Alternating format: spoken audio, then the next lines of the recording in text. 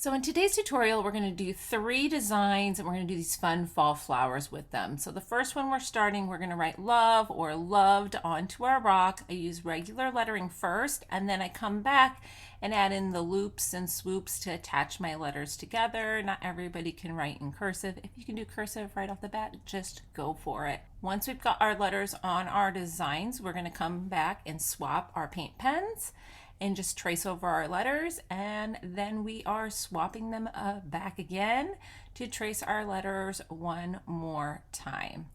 The next design we're going to write love in large letters, but the O in it is going to be a pumpkin. So we're going to space these out on the rocks. These are going to be dark green letters with light green outlines. So to the left, you see here, I'm just doing light green letters, very large enough that we can put the green down the middle.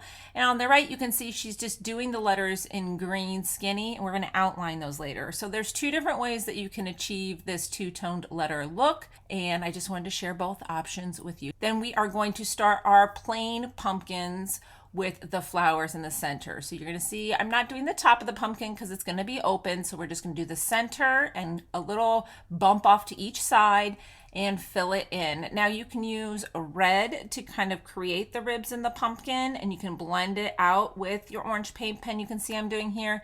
This is going to need a second coat, so I'm going to come back and do that later anyways. But you'll see that just that little bit of red is going to help create that division and the sections of the pumpkin for our design. I'm also going to come back and add a pumpkin for our O on both of our loves with the bigger letters. So we're going to just put our pumpkin in between the L and the V. It's okay if it overlaps some of your lettering. Make sure to leave the top of the pumpkin open as well, because that's where all of our fun fall flowers are going to be coming out of. So I'm going to go around our dark green letters with a light green, just tracing to give them a border. And you'll see on the right hand side, she's just taking the dark green and going through the center of my larger light letters. So like I said, there's just 2 different ways that you can kind of achieve the same letter look with the 2 tones. Just depends on what your preference is of how you want to create those letters. Now, your pumpkins might need a second coat, so make sure that you get a second coat on there. When working a second coat, just make sure that paint pen is flowing really well, and I like to make my strokes in the direction the pumpkin is going so that if there is any lines showing, they just kind of make sense with the design. Now it's just about adding the flower designs on. So we are not going to do a lot of stems on the love cursive style one. We're just going to do the flowers. We're going to work along our lettering like our letters are our stems. So get a variety of different paint pen colors and play around with different flower shapes. As you can see, I did kind of a poppy shape. These spirally ones, I came in with a second color just to kind of have some fun variation within the petals itself, kind of like a mum style flower.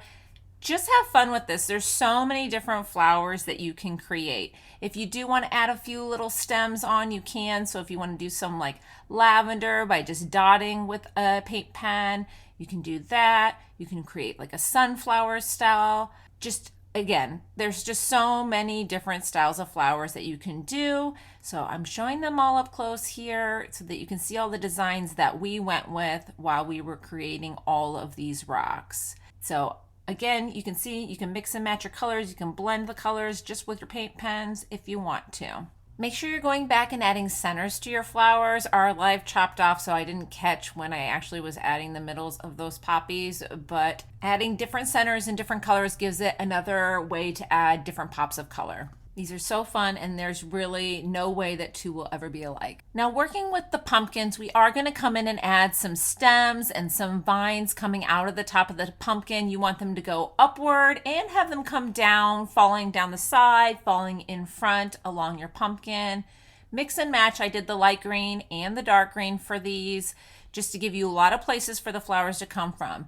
Now I am going to come back as well and add some leaves along some of these stems. You just want to have some good foliage. Just think of a bouquet. You always have that greenery in there as well to help take up some of the space, and that way you can space out your flowers and still have a really full look to your design when it's all done. Now, once you have all of your stems on here, we're just going to go along and we're going to add in all of our flowers like we did on that love design. I am going to speed up this process just because I'm using all the same flowers that I did before. We're just going to scatter them along the top of these pumpkins on both of the designs and just kind of play with filling in the space. So the goal is to not be able to see where the top of the pumpkin is cut off and where the flowers spilling out start.